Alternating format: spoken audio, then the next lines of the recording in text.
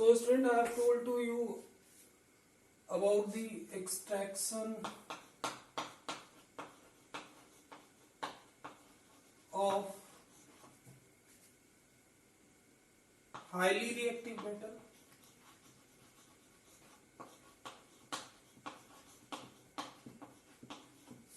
Highly reactive metal. How will you extract the highly reactive metal? I have told to you the highly reactive metal, if you are talking, that will be potassium, calcium, first sodium will come, sodium, calcium, magnesium and aluminium. So you will note the ores will be present in the form of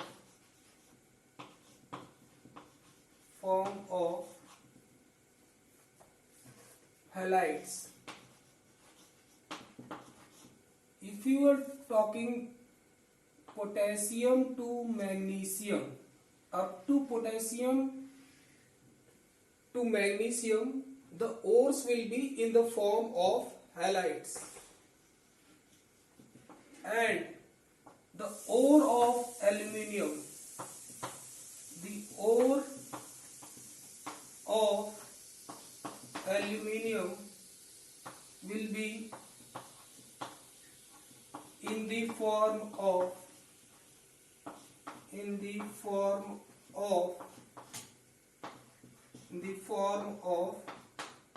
oxide, in the form of oxide. And how will you extract that? By which process you will extract? If highly reactive metal are there, if highly reactive metals will be there, you will perform electrolysis.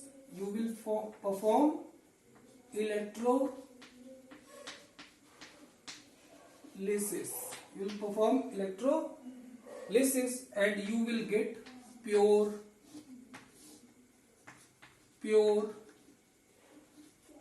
metal. Getting? So how the electrolysis of this potassium, sodium, calcium and magnesium will take place, and if we are talking about aluminium, the ores will be in the form of oxide.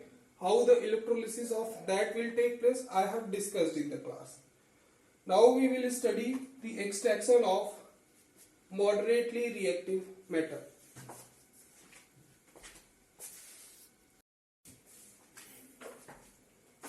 So now we are going to study that extraction of moderately reactive metal.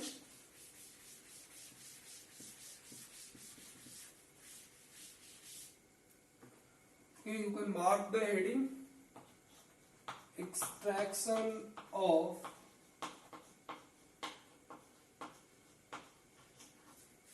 highly reactive,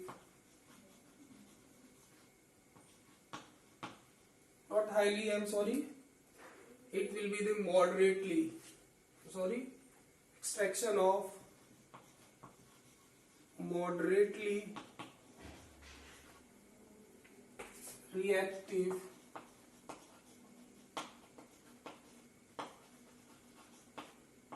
metals.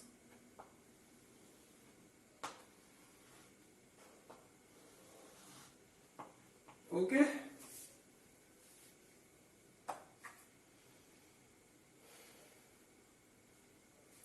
So if highly reactive moderately reactive metals will be there, if you have the moderately reactive metal, so this will be your moderately moderately reactive metals. Okay, we are talking about the moderately reactive metals. So the ores will be either in the form of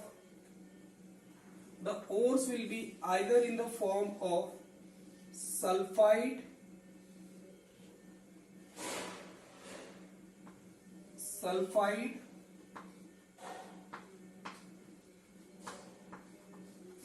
or carbonate,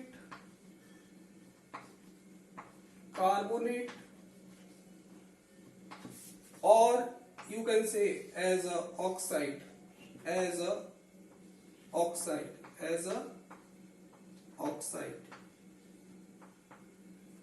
So if they will be in the form of sulfide, so we will perform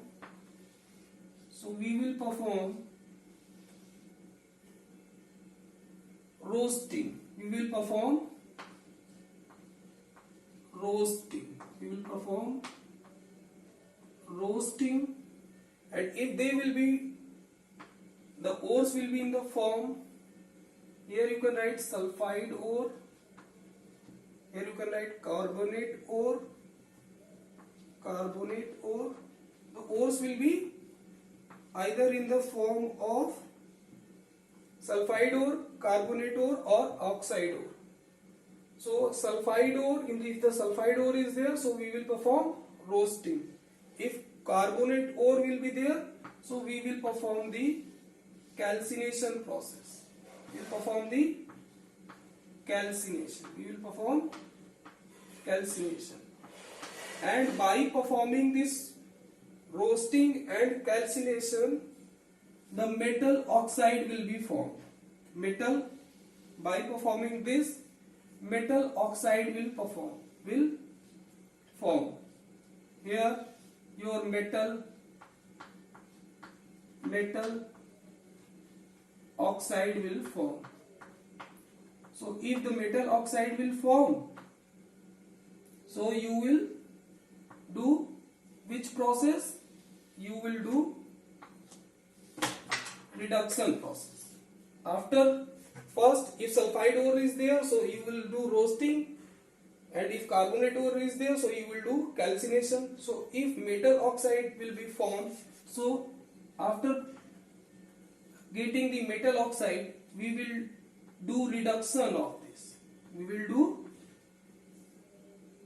reduction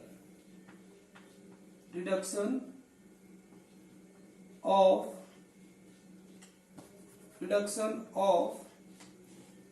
metal.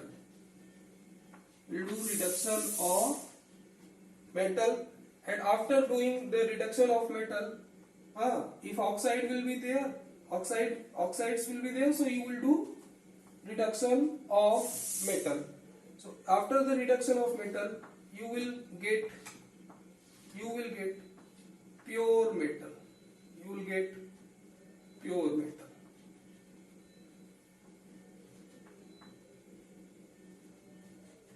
Okay, तो अगर हम moderately reactive metal को ले रहे हैं, तो moderately reactive metal के जो ओर्स होंगे वो सल्फाइड ओर हो सकते हैं, या कार्बोनेट ओर हो सकते हैं, या ऑक्साइड ओर हो सकते हैं. तो अगर सल्फाइड ओर और कार्बोनेट ओर हुए, तो उनको हमें उसके ऑक्साइड में चेंज करना पड़ेगा. उसको हमें किसमें चेंज करना पड़ेगा? उसके ऑक्साइड में चेंज करना पड़ेगा. तो ऑक्साइड में चेंज करने के लिए हम क्या, सल्फाइड ओर के लिए रोस्टिंग प्रोसेस करते हैं, और कार्बोनेट ओर के लिए कैल्सिनेशन प्रोसेस करते हैं. तो अगर ऑक्साइड ओर मिल गया तो हम क्या करेंगे? रिडक्शन ऑफ मेटल करते हैं. फिर हम क्या करेंगे? एक बार हमने ऑक्साइड पा लिया तो हम रिडक्शन ऑफ मेटल करेंगे और प्योर मेटल मिल जाएगा. अगर हमारा जो मॉडरेटली रिएक्टिव मेटल का ओर है वो ऑक्साइड के फॉर्म में होगा, तो हमने बात कर ली कि सल्फाइड ओर में रोस्टिंग होगी, कार्बोनेट ओर में कैल्सिनेशन होगी. अगर ऑक्साइड ओर हुए तो आप डायरेक्ट क्या करा देंगे? रिडक्शन प्रोसेस करा के प्योर मेटल पा जाएंगे. लेकिन अगर सल्फाइड ओर होगा तो आप रोस्टिंग करेंगे. रोस्टिंग करके मेटल ऑक्साइड पाएंगे, फिर अगर कार्बोनेट और हुआ तो कैल्सिनेशन प्रोसेस करके ऑक्साइड और पाएंगे और फिर रिडक्शन करेंगे। ये बात आप ध्यान रखिए। एक बार मैं फिर रिपीट कर दे रहा हूं कि मॉडरेटली रिएक्टिव सल्फाइड और होंगे, कार्बोनेट और होंगे और ऑक्साइड और होंगे। अगर ऑक्साइड और हुआ तो रिडक्शन करा दीजिए, डायरेक्ट रिडक्शन करा दीजिए और प्योर मेटल मिल जाएगा आपको। लेकिन अगर सल्फाइड और कार्बोनेट और हुए तो हमको उसको ऑक्साइड और में चेंज करना पड़ेगा, क्योंकि उससे मेटल को एक्सट्रैक्ट करना ज्यादा इजी होता है। तो अगर सल्फाइड और होगा तो उसका ऑक्साइड और पाने के लिए हम रोस्टिंग प्रोसेस करेंगे, और कार्बोनेट और हुआ तो आपको उसको क्या करेंगे, कैल्सिनेशन प्रोसेस करेंगे। यहां तक समझिए। इसके बाद मैं बता रहा हूं आपको जो रोस्टिंग और कैल्सिनेशन है।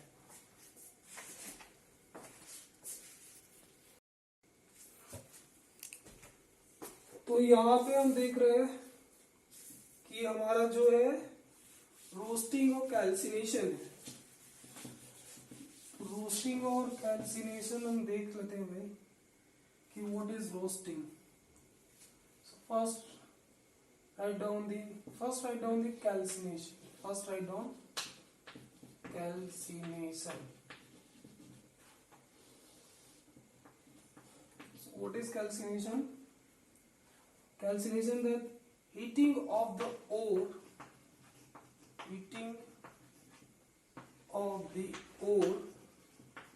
ore को हम हीट कर रहे हैं, heating of the ore below its fusion temperature, below its fusion temperature. Fusion temperature मत दे दीजिएगा, उससे बिलो रखिएगा।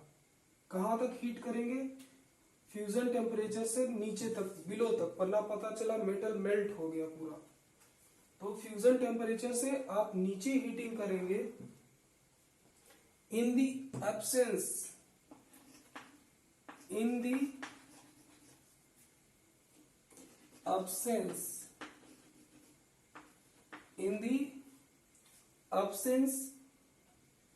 और limited supply of air, or limited supply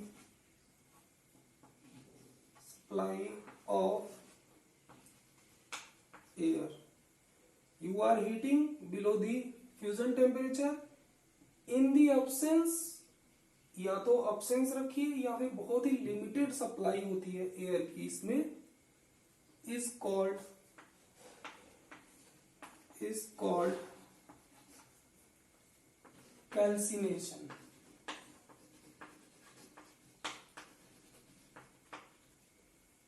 मान लीजिए जैसे आपने एक डब्बा लिया और उसमें आपने कैल्सिनेशन प्रोसेस करवाई और एक्सेस ऑफ एयर नहीं दे रहे हैं, उसको क्लोज्ड कर दे रहे हैं। ये क्या है, क्लोज्ड है तो यहां पे बहुत ही लिमिटेड सप्लाई ऑफ एयर होगा। ये क्या है, क्लोज्ड वेसल, आप कर दीजिए क्लोज्ड वेसल, तो लिमिटेड सप्लाई ऑफ एयर। यहां पे आपका क्या है, लिमिटेड सप्लाई ऑफ एयर, और इसको आप क्या कर रहे हैं, हीट प्रोवाइड कर रहे हैं, तो ये आपका क्या हो गया, फिगर हो गया कैल्सिनेशन का। किसका हो गया फिगर, कैल्सिनेशन।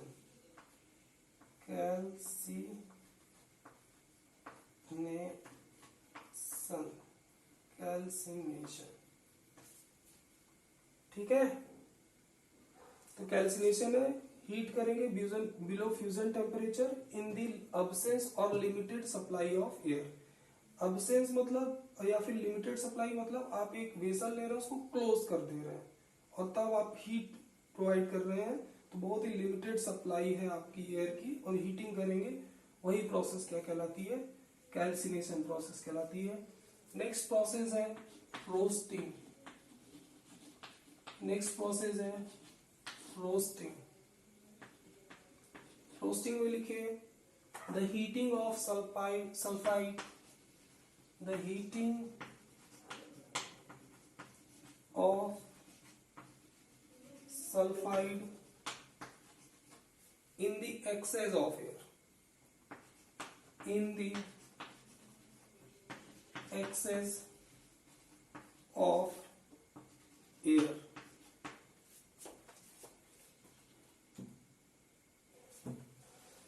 तो कैल्सिनेशन प्रोसेस में आप दोनों, कैल्सिनेशन प्रोसेस और रोस्टिंग प्रोसेस में दोनों में आप क्या करते हैं, हीट प्रोवाइड करते हैं। हीट प्रोवाइड करते हैं।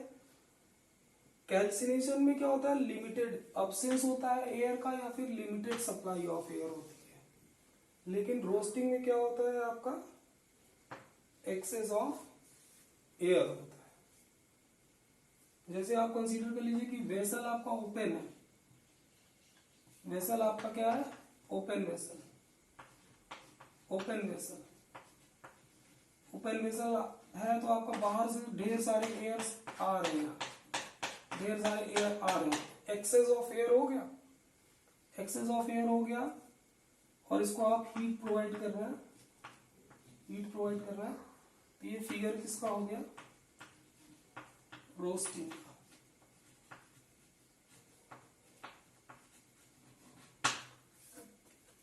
तो ये इसका एक्सप्रेशन है, आप समझिए। अगर कोई प्रॉब्लम होगी याद रखिएगा, इसमें लिमिटेड सप्लाई ऑफ एयर होती है कैल्सिनेशन में, रोस्टिंग में एक्सेस एयर का यूज करते हैं। इसमें जैसे आपने वेसल को खुला कर दिया, इसमें वेसल को जैसे क्लोज कर दिया। यहां तक करिए, फिर आगे चलते हैं रिएक्शंस पे।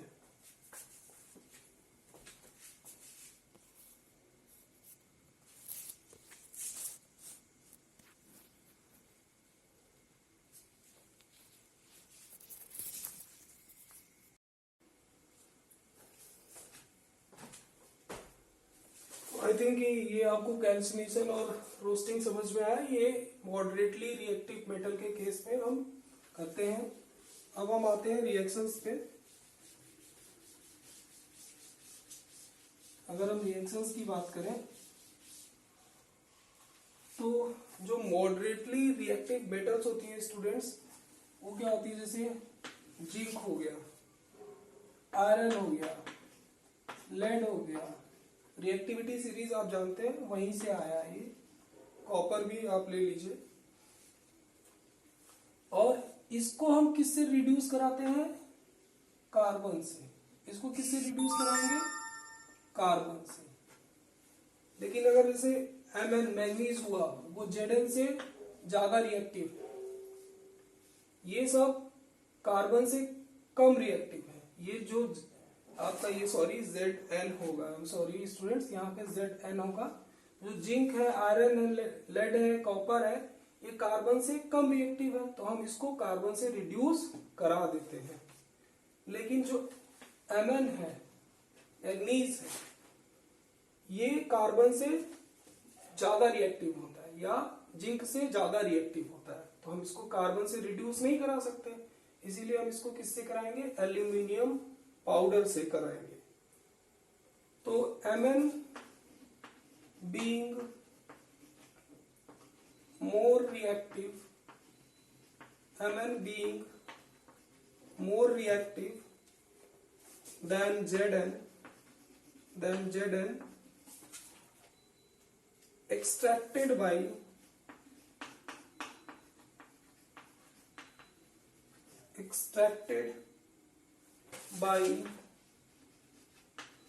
reduction, extracted by reduction of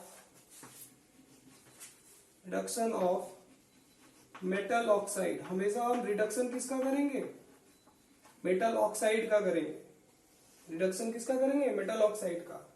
अगर नहीं होगा तो, अगर सल्फाइड ओर में होगा तो कैल्सिनेशन रोस्टिंग करेंगे, कार्बोनेट ओर में रहेगा तो कैल्सिनेशन करेंगे, और फिर पहले ऑक्साइड बनाएंगे, फिर रिडक्शन करेंगे। तो reduction of metal oxide by aluminium, by Al लिख लीजिए बाई एल्यूमिनियम। तो मैग्नीज का रिडक्शन किससे कराते हैं? एल्यूमिनियम से कराते हैं। और ये जो जिंक, Fe, लेड और कॉपर है, इसका रिडक्शन हम कार्बन के थ्रू कराएंगे। तो लिख लीजिए,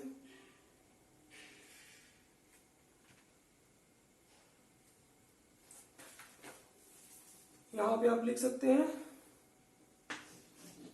ores will be present in the form of sulfide, or carbonate,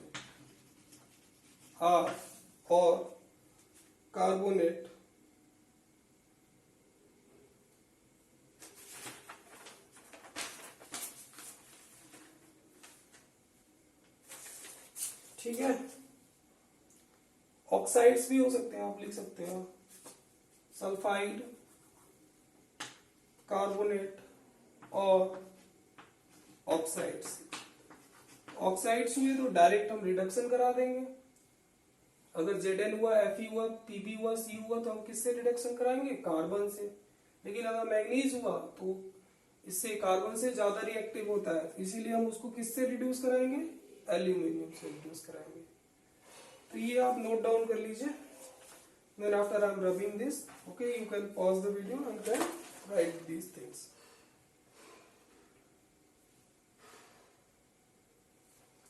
तो हम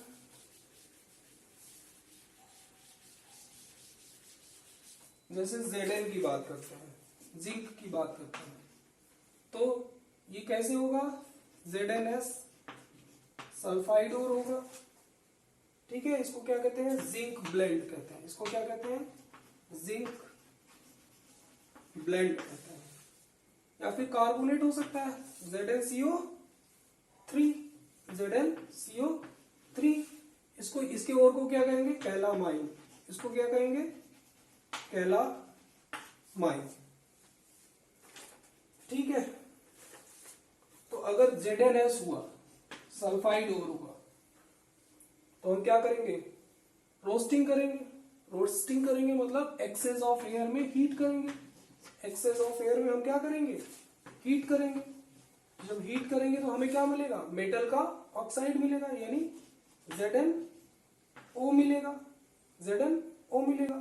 प्लस सल्फर डाइऑक्साइड गैस निकलेगी जिसका सीवेज स्मेल होता है। सीवेज स्मेल होती है इसकी, नाले जैसी महक आती है इसमें, सल्फर डाइऑक्साइड में।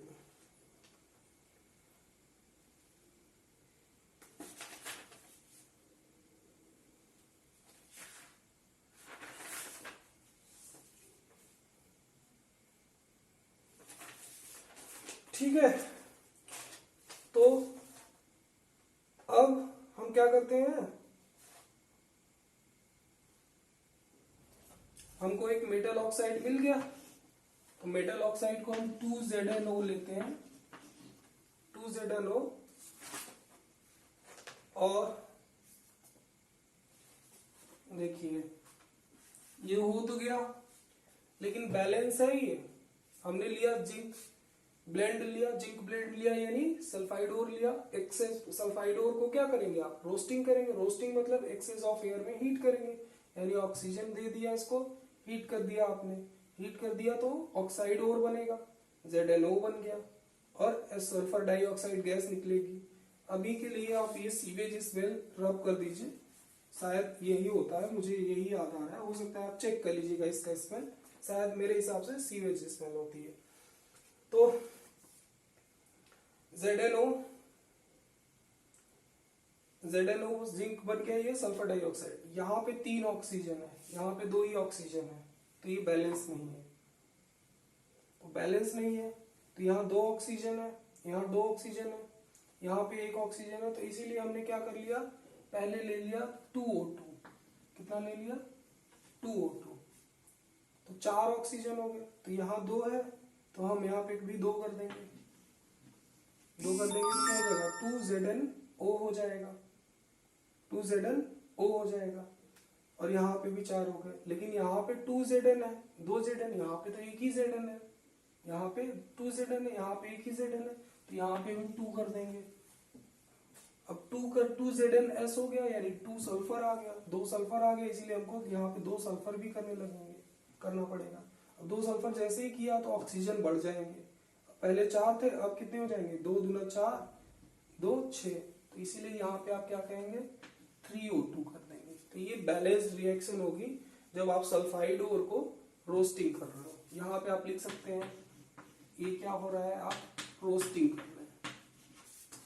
और एक बार आपने रोस्टिंग कर दिया, तो रोस्टिंग करने के बाद आपको ऑक्साइड ओर मिल गया, इसको कार्बन से रिड्यूस करा दीजिए। तो कार्बन से आप जैसे ही रिड्यूस कराएंगे ये आपको प्योर मेटल Zn दे देगा और आपकी कार्बन मोनोऑक्साइड गैस निकल जाएगी। ठीक है, कार्बन क्या है यहाँ पे रिड्यूसिंग एजेंट, कार्बन क्या है रिड्यूसिंग एजेंट की तरीके से काम करता है। ठीक है,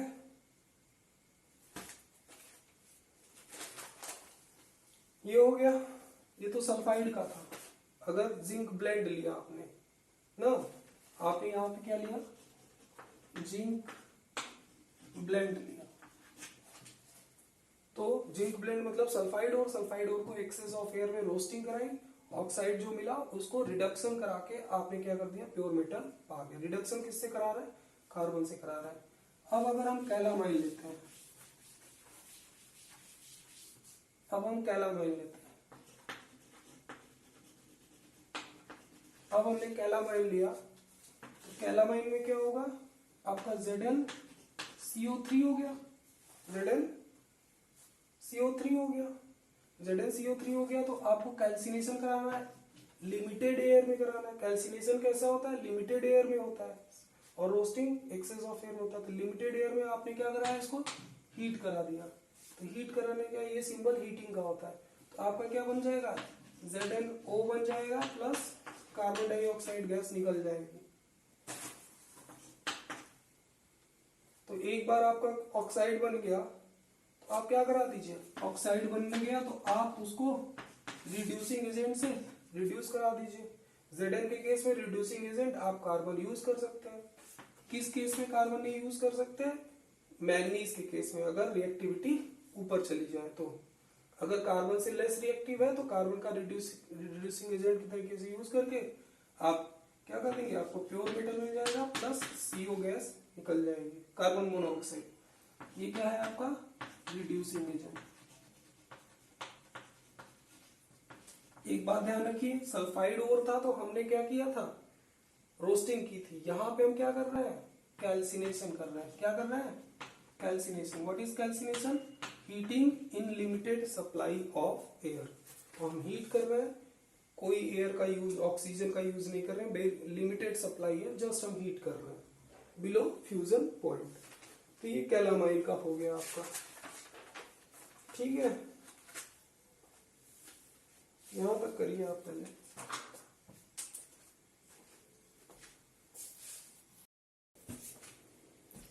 तो आपने देखा कि अगर जिंक ब्लेंड है, तो जिंक ब्लेंड के केस में हम क्या करते हैं, रोस्टिंग करते हैं। रोस्टिंग मतलब एक्सेस ऑफ एयर में हमने हीट करके ऑक्साइड उसका बनाया और उसको रिड्यूसिंग एजेंट से रिड्यूस कर दिया। और अगर कैलामाइन है, कार्बोनेट हो रहा है, तो हम कौन सी प्रोसेस कर रहे हैं, कैल्सिनेशन प्रोसेस कर रहे हैं। ठीक है, तो यहां से आगे बढ़ते हैं थोड़ा। Let us talk about iron. Let us talk about iron. लिख लीजिए, let us talk about iron. Iron की बात करते हैं तो iron will be present in the form of, iron के ओर को क्या कहते हैं, फॉर्म ऑफ हेमेटाइट। किस फॉर्म में होगा, आयरन। पूछ लिया जाता है कई बार कि आयरन का ओर बताइए, हेमेटाइट होता है। क्या होता है, हेमेटाइट ओर में ये प्रेजेंट होता है। क्या होता है, Fe2O3 होता है, Fe2O3। इसको आप क्या कहते हैं,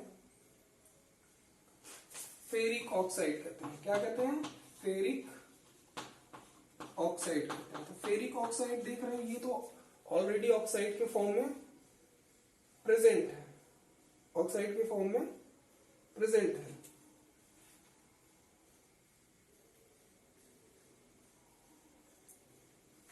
तो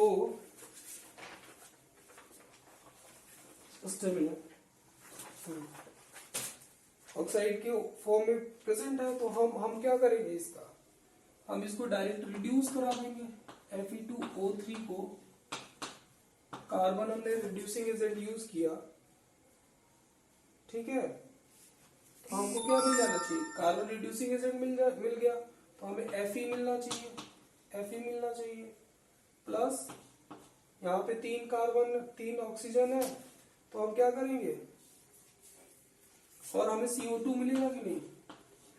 पहले तो ये जान लो कि फेरिक ऑक्साइड है, ऑक्साइड के फॉर्म में प्रेजेंट है, और अगर ऑक्साइड के फॉर्म में प्रेजेंट होगा, मैंने स्टार्टिंग में बताया, डायरेक्ट आप क्या करा देंगे, रिडक्शन करा देंगे। कौन सी प्रोसेस हो रही है, रिडक्शन प्रोसेस हो रही है।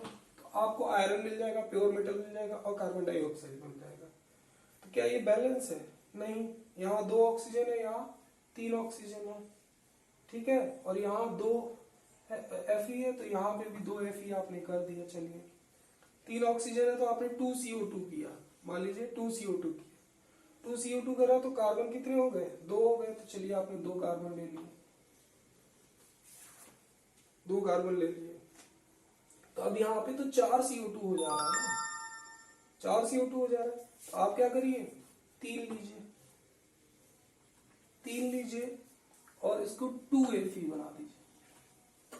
तो यहाँ कितने हो गए, 6 ऑक्सीजन हो गए, तो यहाँ पे भी 6 ऑक्सीजन हो गए। और Fe कितना मिल गया आपको, 2 की जगह 4 मिल जाएगा, 2 की जगह 4 मिल जाएगा, ठीक है।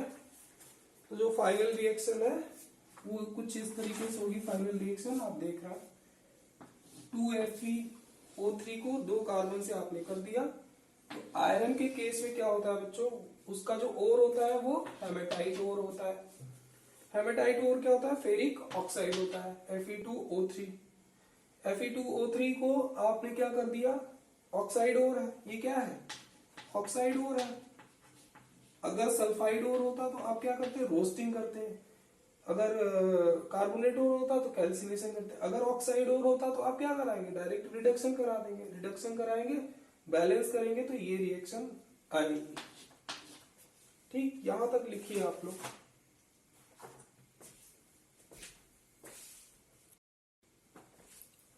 तो आयरन के केस में ऐसा होता है, फेरिक ऑक्साइड होता है। फेरिक ऑक्साइड ऑक्साइड के फॉर्म में ऑक्साइड हो रहा है, तो आप कार्बन से डायरेक्टली रिडक्शन करा देंगे।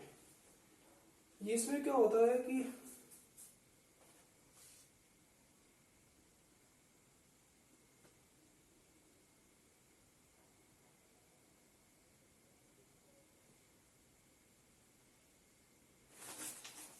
ठीक है, यहां तक लिखिए पहले, फिर देखते हैं आगे क्या है। आयरन का बात किया हमने कुछ।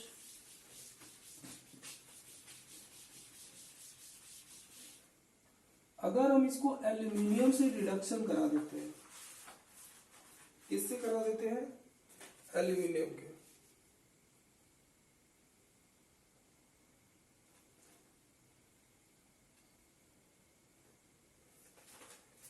अगर हम Fe2 फेरिक ऑक्साइड है आपका, फेरिक ऑक्साइड है, उसको हम एल्यूमिनियम से भी तो रिडक्शन करा सकते हैं। हमने पहले कार्बन का देख लिया, एल्यूमिनियम का भी रिडक्शन, एल्यूमिनियम से रिडक्शन कराया। आप पहले बैलेंस ना करिए, तो आपको क्या मिलेगा, Fe मिलेगा, प्योर मेटल मिल जाना चाहिए। और आपको क्या मिलेगा, प्लस Al2O3 मिलेगा, Al2 O3। तो Fe 2 है तो यहाँ 2 कर दीजिए आप। O3 है, ठीक है। Al 2 है तो यहाँ पे 2Al कर दीजिए, बैलेंस हो जाएगा, ठीक है। तो when iron oxide is heated, आप दूसरे कलर से हैं, when iron oxide is heated with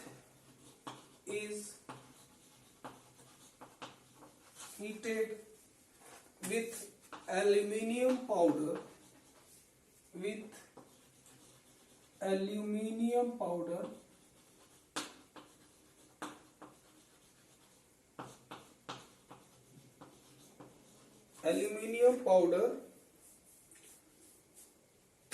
iron oxide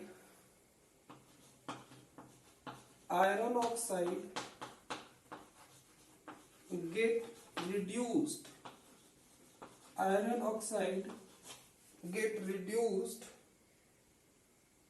into iron।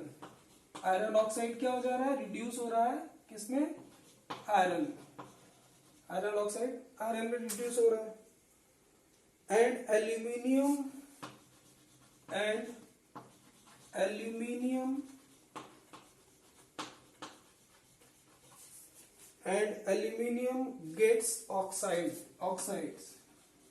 gets oxidized। Aluminium get oxidised. तो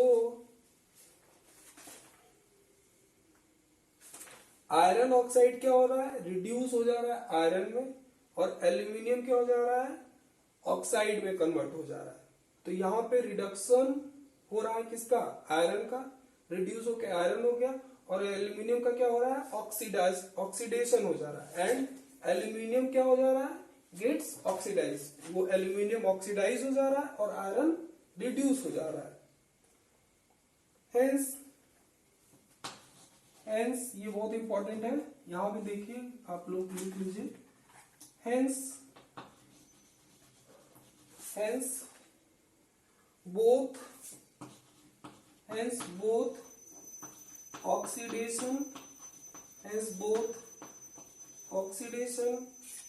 and reduction, both oxidation and reduction is taking place together,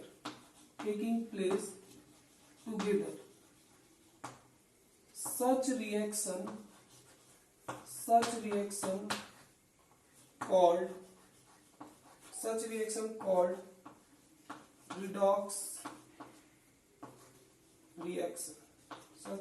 called redox reaction। तो ऐसी reaction जिसमें oxidation और reduction दोनों हो रहा होगा उसको क्या कहते हैं, रिडॉक्स रिएक्शन। आप पहले यूनिट में पढ़ चुके होंगे। तो यहाँ पे आयरन का क्या हो रहा है, रिडक्शन हो रहा है, एल्यूमिनियम का ऑक्सीडेशन हो रहा है। तो ऐसे दोनों एक साथ हो रहा है तो उसको कौन सा रिएक्शन कहेंगे आप, रिडॉक्स रिएक्शन कहेंगे। पहले इतनी बातों को नोट डाउन कर लीजिए, आप पॉज करके कर सकते हैं, तो no need of waiting here, I am just raving. इतना लिखने के बाद आपको लिखना है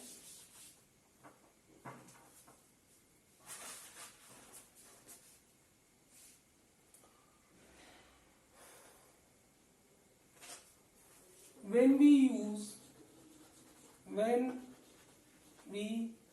use aluminium powder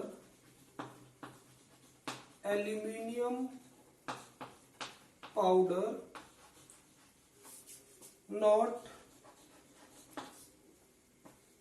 कार्बन। हम कार्बन का भी यूज कर सकते थे, मैंने रिएक्शन करके बताया था कार्बन से।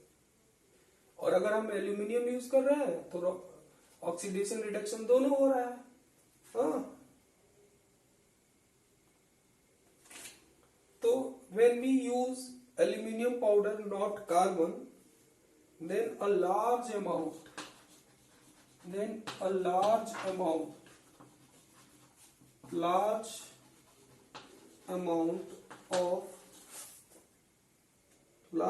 of heat is evolved. Large amount of heat is evolved. Evolved मतलब बाहर निकलती है. Evolved मतलब बाहर निकलती है. तो जब ये एल्यूमिनियम के साथ आप रिडक्शन कराते हैं तो ये इसमें क्या होता है, large amount of heat evolve होती है, बाहर निकलती है. thus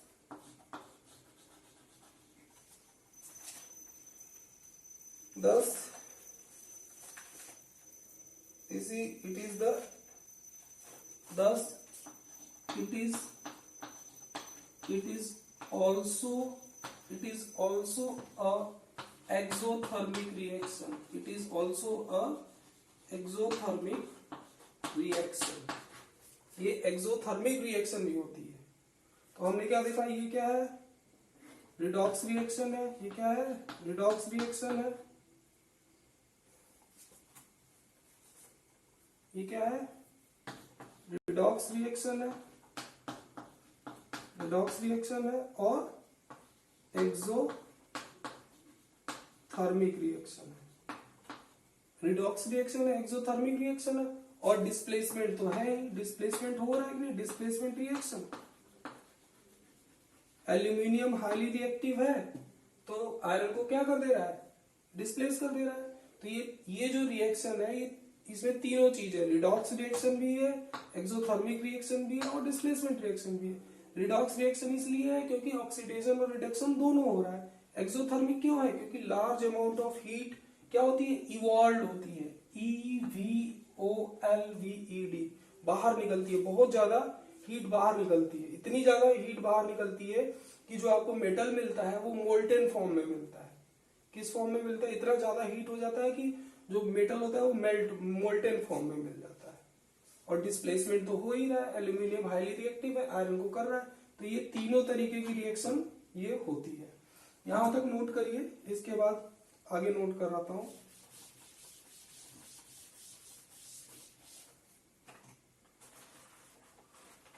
आगे आप नोट करिए, the amount of heat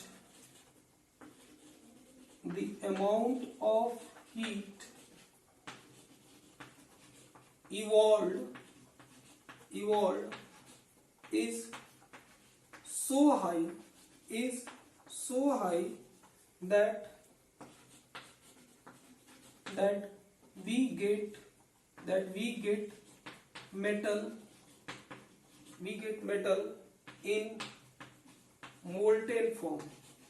metal को हम किस फॉर्म में पा जाते हैं, मोल्टेन फॉर्म में पा जाते हैं. एग्जाम्पल, यूज कहां करते हैं, यूज लिखिए. यूज कहां करते हैं, इसका यूज कहां करते हैं, ज्वाइनिंग रेलवे ट्रैक्स को ज्वाइन करने के लिए, किसका यूज करते हैं, आयरन का. एल्यूमिनियम सब क्या कराते हैं, रिड्यूस करा जाते हैं. तो एक्सोथर्मिक रिएक्शन होगी तो क्या होगा, बहुत ज्यादा हीट निकलेगी तो मेटल क्या हो जाएगा, मोल्टेन फॉर्म में मिल जाएगा. तो मोल्टेन फॉर्म में मिल जाएगा तो आपको जो रेलवे ट्रैक्स ज्वाइंट्स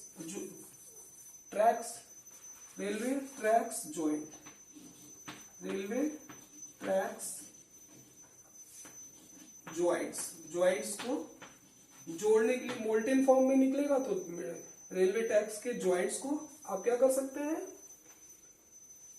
भर सकते हैं, उसको ज्वाइंट को फिल कर सकते हैं. तो इसका यूज करते हैं. ठीक है. This is called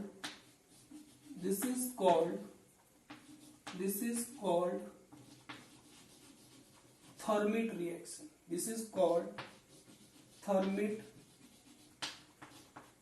reaction. Thermite reaction क्या होगी? जब आप ना रिडक्शन किससे करा रहे हैं? एल्यूमिनियम से करा रहे हैं। जब रिडक्शन एल्यूमिनियम से कराएंगे तो बहुत ज्यादा हीट निकलेगी, बहुत ज्यादा हीट निकलेगी, तो मेटल मोल्टेन फॉर्म में निकलेगा, मेटल मोल्टेन फॉर्म में निकलेगा। तो जब आप एल्यूमिनियम का यूज कर रहे हैं तो जो आपको मोल्टेन फॉर्म में मेटल मिल रहा है बहुत ज्यादा हीट निकल रही है, इसी कारण इसको थर्मिट रिएक्शन भी कहते हैं। इसी कारण इसको क्या कहते हैं? थर्मिट रिएक्शन भी कहते हैं। तो इसको आप रिडॉक्स रिएक्शन कहिए, एक्सोथर्मिक रिएक्शन कहिए, डिस्प्लेसमेंट रिएक्शन कहिए, या फिर थर्मिट रिएक्शन कहिए, यही होता है। ये आपके एग्जाम में पूछा गया है, एग्जाम क्वेश्चन है कि आपका थर्मिट रिएक्शन क्या होता है। थर्मिट रिएक्शन में आप यही बताएंगे कि जब हम रिडक्शन एल्यूमिनियम से करा रहे हैं तो हमारा क्या होगा? ऑक्सीडेशन रिडक्शन दोनों एक ही साथ होता है, तो वो एक तरीके की रिडॉक्स रिएक्शन होती है। और ये एक एक्सोथर्मिक रिएक्शन होती है, बहुत ज्यादा हीट इसमें निकलती है, इतनी ज्यादा the amount of heat evolved is so high that we get metal in the molten form. Molten form में हमें मिलता है और बहुत ज्यादा हीट निकालती है, इसीलिए थर्मिट रिएक्शन बोलते हैं। थर्म का मतलब होता है हीट, थर्म का मतलब होता है हीट, बहुत ज्यादा हीट निकल रही है, इसीलिए इसको थर्मिट रिएक्शन भी कहते हैं। इतना समझिए, कोई प्रॉब्लम होगा तो क्लास में पूछिएगा।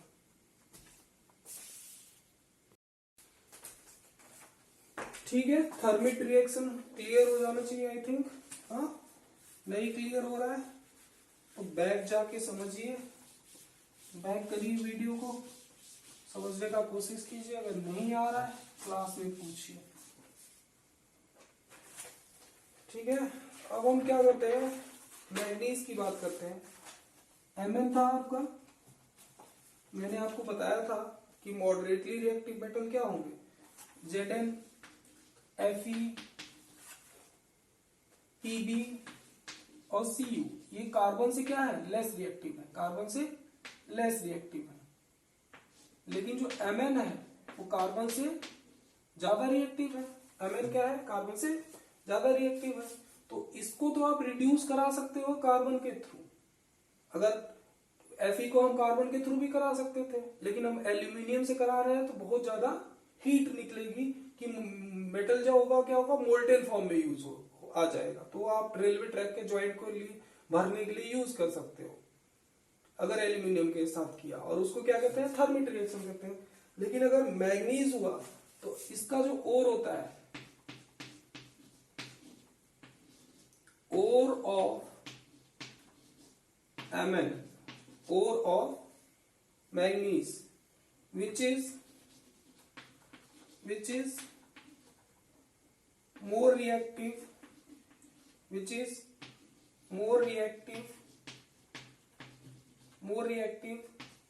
than carbon. लिख लीजिए carbon, MnO2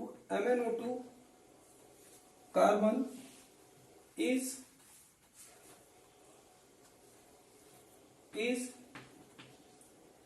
reduced by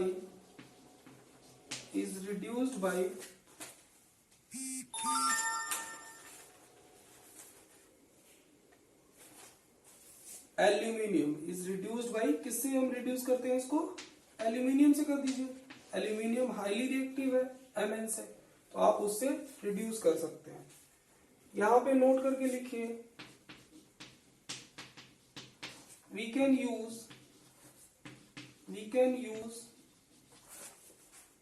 use magnesium and calcium. We can use magnesium and calcium also, whichever is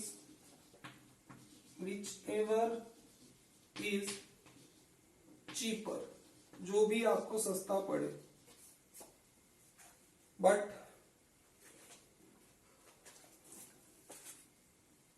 point to remember,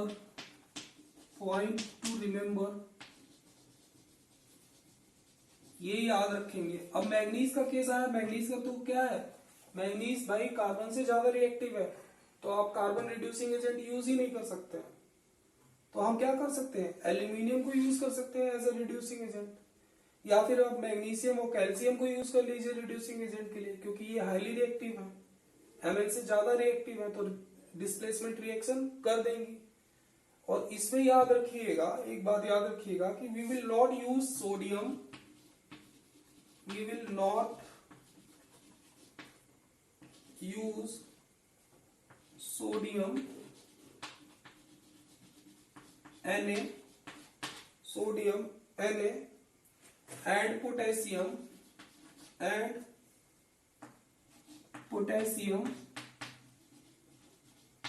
and potassium K, because they catch fire। वो क्या करते हैं, फायर कैच कर लेते हैं, दे catch fire, आग लग जाती है उनमें, हीट इतना हो जाता है। तो इसीलिए इसका यूज आप सोडियम और पोटेशियम का यूज नहीं करेंगे, क्योंकि वो फायर कैच कर लेगा। तो आप किसका यूज कर सकते हैं, एल्यूमिनियम का यूज कर सकते हैं, मैग्नीशियम का भी यूज कर सकते हैं और कैल्शियम का भी यूज कर सकते हैं, जो भी आपको चीप पड़े। तो हम आपको, मैं बता रहा हूँ कि मॉडरेटली रिएक्टिव मेटल का ही मैं पढ़ा रहा हूँ। इसमें क्या करेंगे, मॉडरेटली रिएक्टिव मेटल में अगर आपके सल्फाइड ओर होंगे तो आप क्या करेंगे, रोस्टिंग करेंगे, कार्बोनेट ओर होंगे तो कैल्सिनेशन करेंगे, और दोनों से ऑक्साइड बनाएंगे। पहले ऑक्साइड बनाने के बाद आप क्या यूज करेंगे, रिड्यूसिंग एजेंट यूज करेंगे। तो ZnFe, लेड और कॉपर के केस में जो रिड्यूसिंग एजेंट हो सकता है वो कार्बन हो सकता है, क्योंकि इस कार्बन हाईली रिएक्टिव है इन सब से, तो डिस्प्लेसमेंट रिएक्शन हो जाएगी। तो इस कार्बन का आप यूज कर सकते हैं, और कार्बन सस्ता भी होता है। और हमने आयरन का केस लिया था, आयरन को अगर हम कार्बन की बजाय एल्यूमिनियम से करा देते हैं तो बहुत एक्सोथर्मिक रिएक्शन होती है। एक्सोथर्मिक रिएक्शन बहुत ज्यादा हीट निकलती है, इतनी हीट निकलती है कि मेटल मोल्टेन फॉर्म में निकल जाता है, जिसको आप रेलवे ट्रैक्स के ज्वाइंट्स को जोड़ने के लिए यूज कर सकते हैं, और उसको थर्मिट रिएक्शन भी कहते हैं। लेकिन Mn की बात करें, मैग्नीज की बात करें, नहीं मैग्नीज नहीं है, I am forgetting the name, you can note down what is Mn right now, it is not coming in my mind। Mn is there, I'm forgetting, I'm so sorry ना, आप check कर लीजिएगा Mn को क्या कहते हैं, अभी ध्यान नहीं आ रहा है।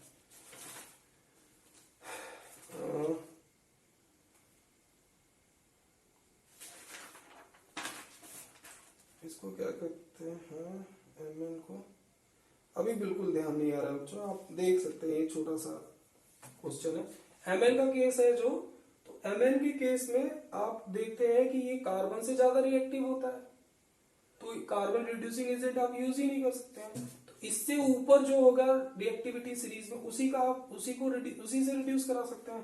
तो एल्यूमिनियम है जो उसको रिड्यूस कर देगा, एल्यूमिनियम का यूज कर सकते हैं। आपको मैग्नीशियम का भी यूज कर सकते हैं, कैल्शियम का भी यूज कर सकते हैं, लेकिन सोडियम और पोटेशियम को यूज मत करिएगा रिड्यूस कराने के लिए, क्योंकि वो फायर कैच कर लेगा। और ये जहां तक आपका Mn का बात है, आपको थोड़ा सा टाइम देना पड़ेगा, मैं अभी बता दे रहा हूँ, वेट करिए थोड़ा।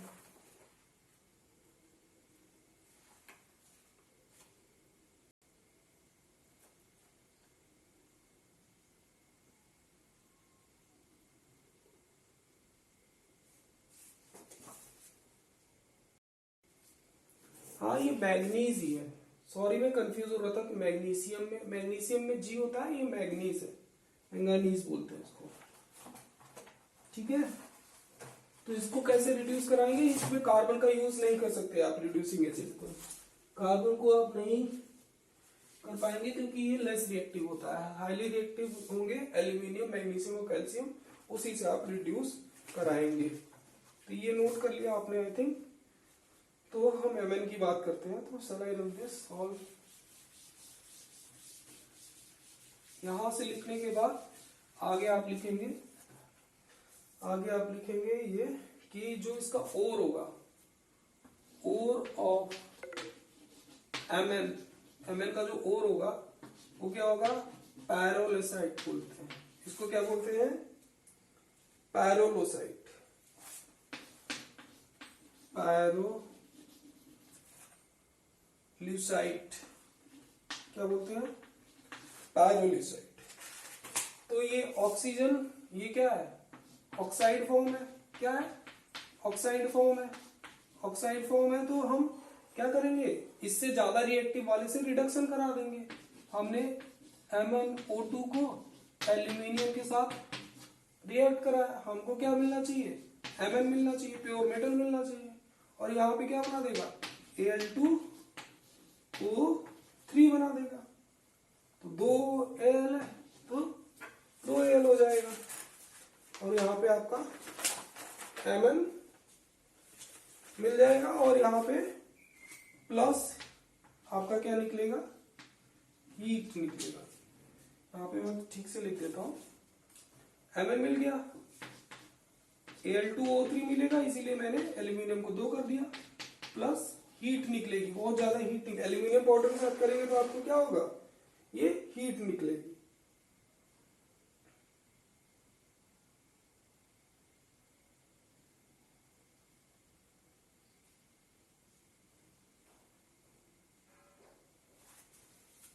ठीक है, तो आप ये याद रखिएगा, यही है आपका extraction of moderately reactive metals. क्या होगा, आप सल्फाइड ओर रहेगा तो सल्फाइड ओर के केस में रोस्टिंग करेंगे, कार्बोनेट के ओर में कैल्सिनेशन करेंगे, कैल्सिनेशन करने के बाद आप ऑक्साइड ओर पाएंगे और उसको कार्बन से रिड्यूस करा देंगे, क्योंकि कार्बन से वो लेस रिएक्टिव है। Zn है आपका, जो भी है Fe है, Fe को अगर आप एल्यूमिनियम पाउडर के साथ रिएक्शन करा रहे हैं तो वो थर्मिट रिएक्शन होगी। वो कौन सी रिएक्शन, अगर आप आयरन को एल्यूमिनियम की आयरन को कराए चाहे जिंक को, तो वो थर्मिट रिएक्शन हो जाएगी। एल्यूमिनियम अगर रिड्यूसिंग एजेंट यूज कर रहे हैं तो वो थर्मिट रिएक्शन होगी। क्यों थर्मिट रिएक्शन होगी, क्योंकि वो बहुत ज्यादा हीट इवॉल्व होती है, एक्सोथर्मिक रिएक्शन हो जाती है।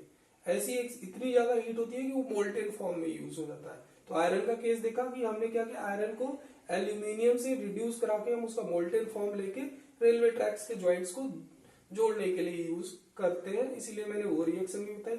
अब मैंगनीज का जो केस है, मैंगनीज का जो केस है उसमें क्या है, आपका कार्बन से ज्यादा रिएक्टिव है। तो कार्बन से ज्यादा रिएक्टिव है तो कार्बन से तो रिड्यूस करा ही नहीं सकते हम उसको, तो हम एल्यूमिनियम से रिड्यूस कराएंगे। तो एल्यूमिनियम से रिड्यूस कराएंगे तो एक्सोथर्मिक रिएक्शन होगी।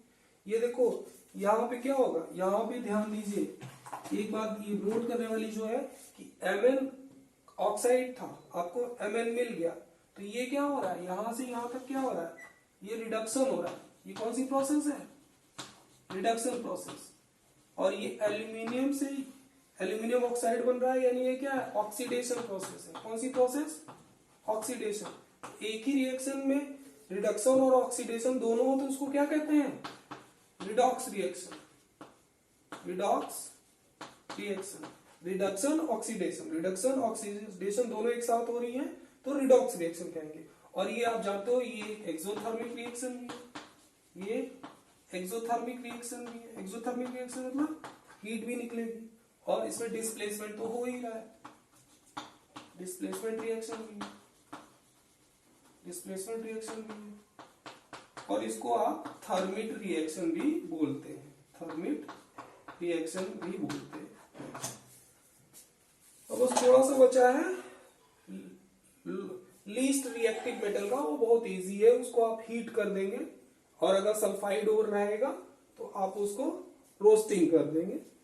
ये आप यहीं तक पढ़िए, अभी बाकी चीजें क्लास में।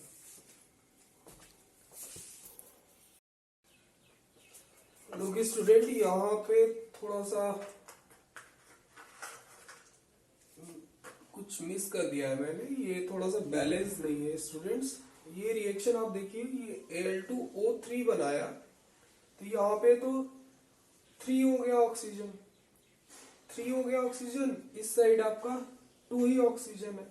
तो आप अगर 2MnO2 लेंगे तो 2MnO2 लेंगे तो 4 ऑक्सीजन हो जाएंगे, 4 ऑक्सीजन हो जाएंगे। तो यहाँ पे क्या आपने ट्वाइस कर दिया, कितना कर दिया, ट्वाइस कर दिया, तो 6 ऑक्सीजन हो गया। कितना हो गया, 6 ऑक्सीजन हो गया, 6 ऑक्सीजन हो गया। तो आपके पास कितने हो रहे हैं, यहाँ 4 ही हो रहे हैं, तो यहाँ पे आपको 3 करना चाहिए, 3 करना चाहिए। तो यहाँ आपको ट्वाइस ऑफ Al2O3 मिल रहा है, यहाँ पे 4 Al मिलना चाहिए, 4Al मिलना चाहिए। अब Al2O3 यहाँ हो गया, आपके पास 6 है, यहाँ पे भी 6 है। Mn कितने आ गए आपके पास? 3Mn, thrice. तो क्या एक बैलेंस है? आप चेक करिए।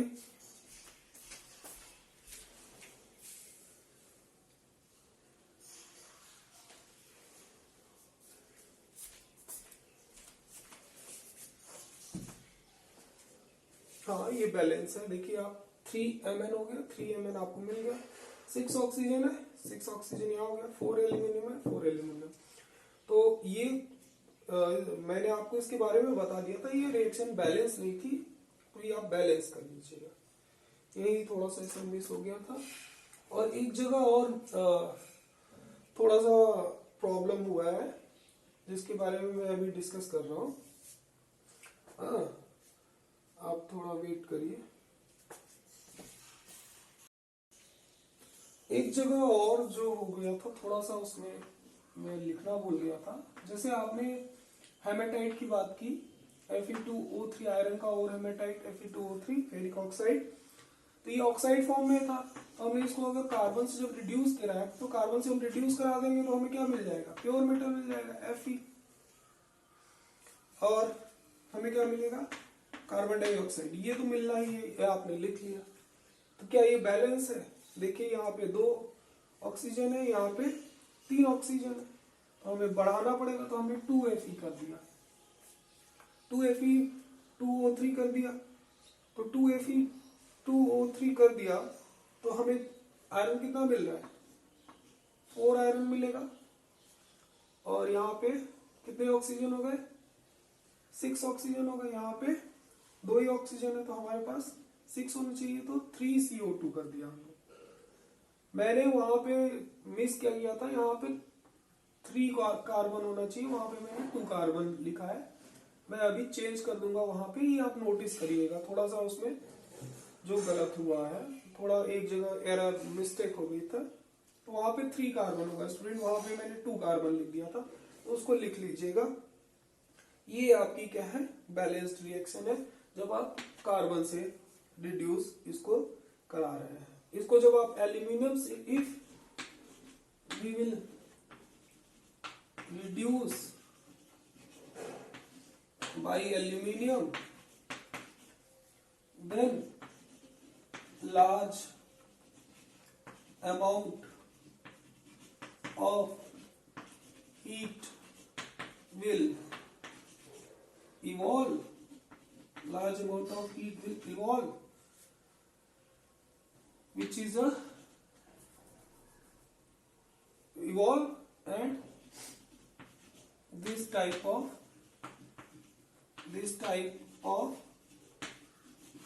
reaction is called thermite reaction. Thermite reaction हो जाएगा जब आप एल्यूमिनियम से करेंगे। थर्मिट रिएक्शन क्या है? Reduction of metal by aluminium powder, in which the large amount of heat will be involve and the amount of heat evolve will be that much high that it will give us the metal in the molten form, जिसका use आप कहाँ करते हैं? Railway tracks में करते हैं। तो यहाँ थोड़ा सा गलती हो गया था, मैंने यहाँ पे 3 कार्बन लिया, लेकिन यहाँ चेंज नहीं किया था, ट्वाइस ही लिखा हुआ था, वहां पे थ्राइस होगा। और जो आपका मैंने बताया अभी पहला, जो आपने मैग्नीज को, आप एक होता है मैग्नीशियम, एक होता है मैग्नीज, तो वहां पे मैं थोड़ा सा, मेरे माइंड काम नहीं कर रहा था कुछ, इसीलिए वो Mn क्या होगा? मैग्नीज, तो उसका बैलेंस नहीं किया था मैंने, तो वो रिएक्शन बैलेंस करके भी आपको दिखा दिया। यहाँ तक एनफ है, अगर यहाँ तक आप में आपका खत्म हो जा रहा है। Thank you.